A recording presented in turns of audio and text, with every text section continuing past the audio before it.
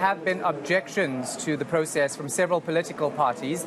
The IEC is dealing with those election issues as we speak. Yeah, and in studio with us here at the National Results Operations Centre, we do have our elections analyst, Wayne Sussman. He's been cracking the numbers for us. And Wayne, in terms of how it looks so far, not just in KZN or other key strategic provinces, right? Nationally, what would work for the country?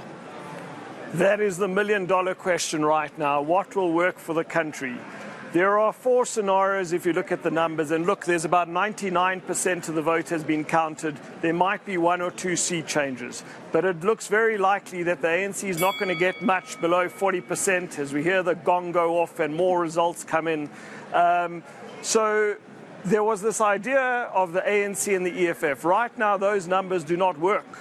So, Masego, when we start looking at scenarios, the first easiest scenario would be the ANC plus MK, because that takes them to over 50%.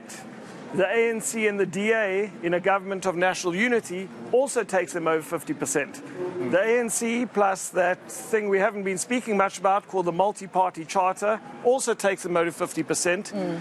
And another scenario is maybe the ANC and the EFF plus some smaller parties. But this is a fascinating slide, which I also think we need to discuss, to see which parties have grown and which parties have declined. And this graphic in front of us shows what the ANC was on in the election before and what they currently are on now. And basically, you can see by the slide the overwhelming support the African National Congress has lost in this election.